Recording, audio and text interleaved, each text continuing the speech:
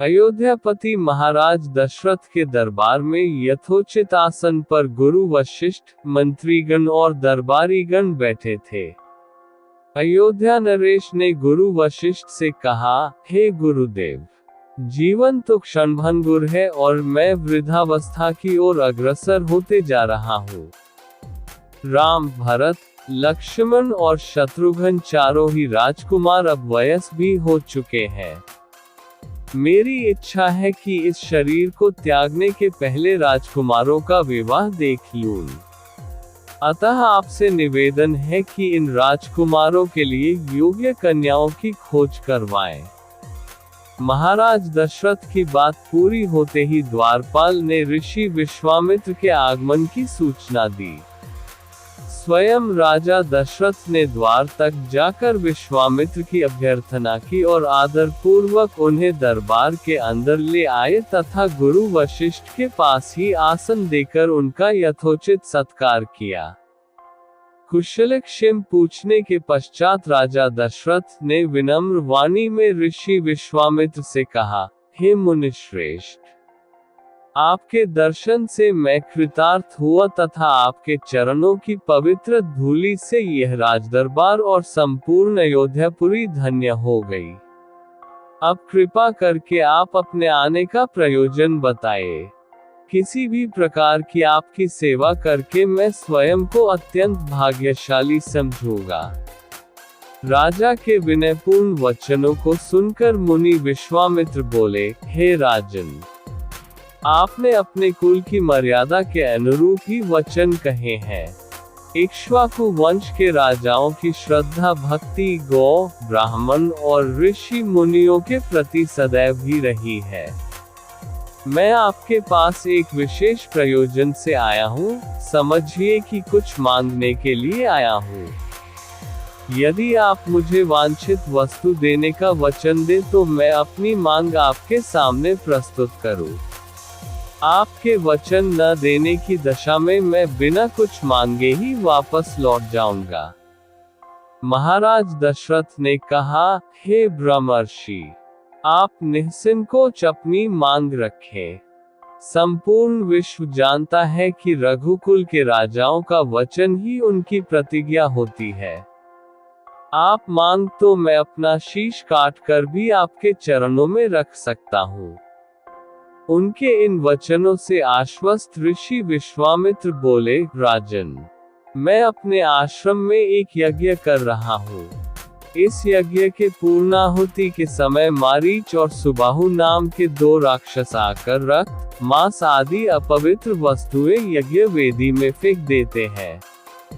इस प्रकार यज्ञ पूर्ण नहीं हो पाता। ऐसा वे अनेक बार कर चुके हैं। मैं उन्हें अपने तेज से श्राप देकर नष्ट भी नहीं कर सकता, क्योंकि यज्ञ करते समय क्रोध करना वर्जित है।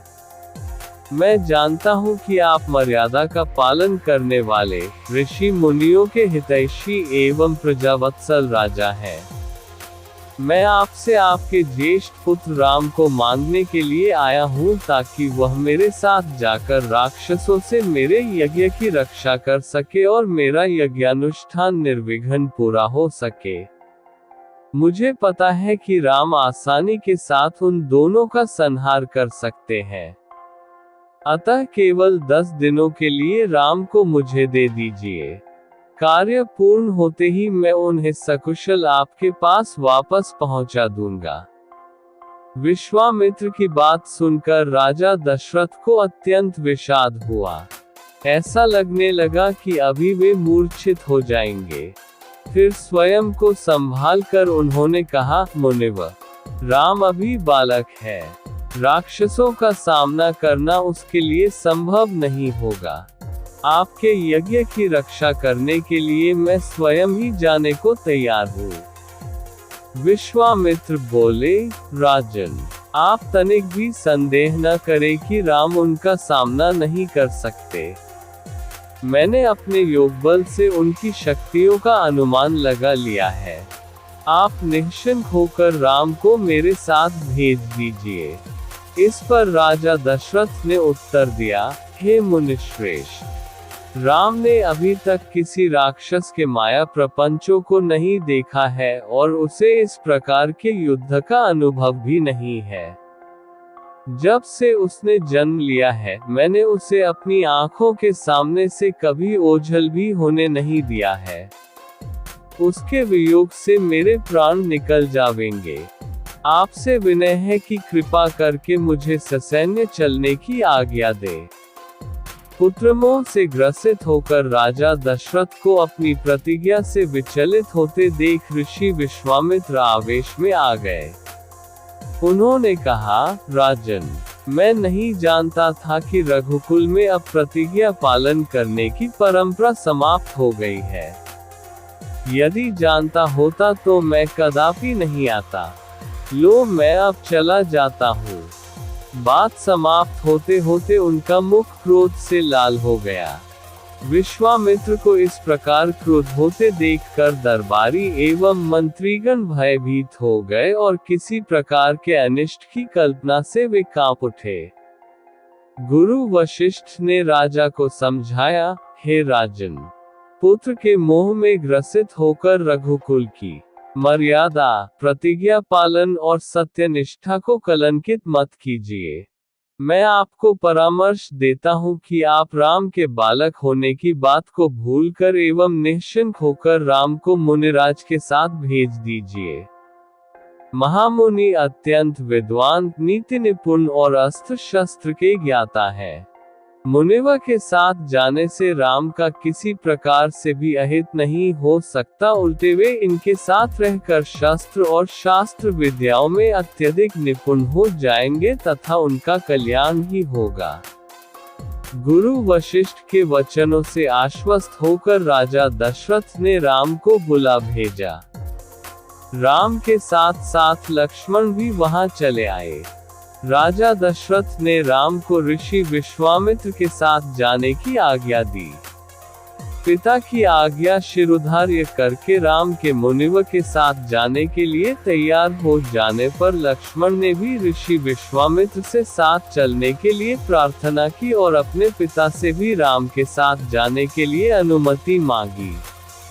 अनुमति मिल जाने पर राम और लक्ष्मण सभी गुरुजनों से आशीर्वाद लेकर ऋषि विश्वामित्र के साथ चल पड़े। समस्त अयोध्यावासियों ने देख कि मंद धीर गति से जाते हुए मुनिश्रेष्ठ विश्वामित्र के पीछे पीछे कंधों पर धनुष और तरकस में बाण रखे दोनों भाई राम और लक्ष्मण ऐसे लग रहे थे मानो ब्रह्मा जी के पीछे दोनों अश्विनी कुमार चले जा रहे हों। अद्भुत कांति से युक्त दोनों भाई गौ की त्वचा से बने दस्ताने पहने हुए थे, हाथों में धनुष और कटी में तीक्ष्ण धार वाली कृपानें शोभायमान हो रही थी। ऐसा प्रतीत होता था मानो स्वयं शौर्य ही शरीर धारण करके चले जा रहे हो। लता वृक्षों के मध्य से होते हुए 6 कोस लंबा मार्ग पार करके वे पवित्र सरयू नदी के तट पर पहुंचे। मुनि विश्वामित्र ने स्नेहयुक्त मधुर वाणी में कहा, हे वत्स, अब तुम लोग सरयू के पवित्र जल से आचमन स्नानादि करके अपनी थकान दूर कर लो, फिर मैं तुम्हें प्रशिक्षण दूंगा। सर्वप्रथम मैं तुम्हें बला और अतिबला नामक विद्याएं सिखाऊंगा। इन विद्याओं के विषय में राम के द्वारा जिज्ञासा प्रकट करने पर ऋषि विश्वामित्र ने बताया, ये दोनों ही विद्याएं असाधारण हैं। इन विद्याओं में पारंगत व्यक्तियों की गिनती संसार के श्रेष्ठ पुरुषों में होती है। विद्वानों ने इन्हें समस्त विद्याओं की जननी बताया है। इन विद्याओं को प्राप्त करके तुम भूख और प्यास पर विजय पा जाओगे। इन तेजों में विद्याओं की सृष्टि स्वयं ब्रह्मा जी ने की है। इन विद्याओं को पाने का अधिकारी समझकर मैं तुम्हें इन्हें प्रदान कर रहा हूँ। राम और लक्ष्मण के स्नान आदि से निवृत्त होने के पश्चात विश्वामित्र जी ने उन्हें इन विद्याओं की दीक्षा दी। इन विद्याओं के प्राप्त हो जाने पर उनके मुख मंडल पर अद्भुत कांति आ गई। तीनों ने सरयू तट पर ही विश्राम किया। गुरु की सेवा करने के पश्चात दोनों भाई तृण शैयाओं पर सो गए। सूर्यपुरा, रोहतास। स्थानीय प्राचीन बाबा बंगालनाथ मंदिर परिसर में आयोजित भागवत कथा के दौरान बुधवार को जीयर स्वामी के शिष्य हिमांशु स्वामी ने भगवान श्री राम कथा का वर्णन किया। कहा कि महर्षि विश्वामित्र के आने की सूचना मिलते ही राजा दशरथ सिंहासन छोड़कर उनके स्वागत के लिए आगे बढ़े और उन्हें उचित आसन पर बैठाया। विश्वामित्र बोले कि राक्षस राज रावण के 2 अनुचर मारीच व सुबाहु हमें यज्ञ नहीं करने देते। यज्ञ की रक्षा के लिए आपके वीर पुत्र राम को मांगने आए हैं। इतना सुनते ही राजा दशरथ के प्राण सूख गए। आगे जब राजगुरु वशिष्ठ ने राजा को समझाया, तब राजा दशरथ ने राम को विश्वामित्र के हाथ सौंप दिया। लक्ष्मण भी बड़े भाई के साथ चल दिए। ताड़का को राम ने उसे चारों ओर से वानों से घेरकर उसके हृदय में ऐसा तीक्ष्ण बाण मारा कि वह गिर पड़ी। विश्वामित्र ने राम को गले से लगा लिया। प्रसन्न होकर ऋषि ने दंड चक्र, काल चक्र, ब्रह्मास्त्र आदि अनेक दिव्यास्त्र राम को दिए। विश्वामित्र ने उसी दिन यज्ञ आरंभ कर दिया। 5 दिन तक यज्ञ निर्विघ्न चलता रहा। 6ठे दिन आकाश में घोर गर्जना सुनाई पड़ी। देखते देखते काले बादल जैसे 2 विशालकाय राक्षस वहां आ पहुंचे। एक ताड़का का पुत्र मारीच और दूसरा उसका साथी सुबाहु था। श्री राम ने मारीच पर मानवास्त्र चलाया। उसके आघात से वह मूर्छित हो गया और बहुत दूर समुद्र के पास जा गिरा। जब उसे होश आया तो वह दक्षिण की ओर भाग गया। सुबाहु को श्रीराम ने आग्नेयास्त्र से मार डाला। विश्वामित्र का यज्ञ निर्विघ्न समाप्त हो गया। जब राम ने विश्वामित्र से पूछा कि अब आगे क्या आ गया है, विश्वामित्र ने कहा, वत्स मिथिला के राजा जनक के यहाँ बहुत बड़ा यज्ञ हो रहा है, वहाँ हम लोग को जाना है। राजा जनक के यहाँ एक विचित्र धनुष भी है, उसे कोई उठा भी नहीं पाता। वह धनुष भी तुम देखना। महाराज जनक को समाचार मिला कि बक्सर वन से मुनि विश्वामित्र का आगमन हुआ है, तो उन्होंने अपने सेवकों सहित मुनि विश्वामित्र का स्वागत किया। जब प्रभु श्री राम व उनके छोटे भाई लक्ष्मण जनकपुर की शोभा देखने के लिए जाते हैं, तो नारियां अपने अपने भवनों से निकलकर राम के रूप की प्रशंसा करती हैं और उनके ऊपर फूलों की बारिश करती हैं। अगले दिन विश्वामित्र की आज्ञा से दोनों भाई फूल के लिए बगिया में जाते हैं, तो वहां माली ने कहा कि सीता जी की जय बोलने पर फूल मिलेंगे। राम जी सीता जी की जय बोलते हैं, तब उन्हें बगिया में प्रवेश मिलता है। माली कहता है कि प्रभु आप किसी वृक्ष के पीछे छुप जाएं, क्योंकि किशोरी सीता गौरी माता का पूजन करने आ रही है। राम जी एक वृक्ष की ओट में छुप जाते हैं। सब कुछ देखने के बाद छिपे राम फूल लेकर विश्वामित्र मुनि के पास पहुंचते हैं, तो विश्वामित्र मुनि राम जी को आशीर्वाद देते हैं। कहते हैं कि सुफल मनोरथ होई तुम्हारे, राम लखन सुन भय सुखारे। ये कथा अयोध्यापति महाराज दशरथ के दरबार में घटित एक महत्वपूर्ण घटना को वर्णित करती है। राजा दशरथ अपने पुत्र राम का विवाह कराने की इच्छा रखते थे, किंतु तभी ऋषि विश्वामित्र उनके दरबार में आते हैं।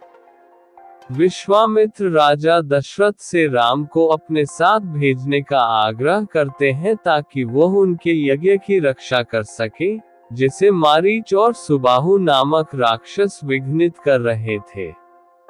हालांकि राजा दशरथ को अपने पुत्र राम के बाल्यकाल और अनुभवहीनता के कारण चिंता होती है, परंतु गुरु वशिष्ठ के परामर्श और विश्वामित्र के दृढ़ विश्वास के कारण दशरथ राम को भेजने के लिए सहमत हो जाते हैं।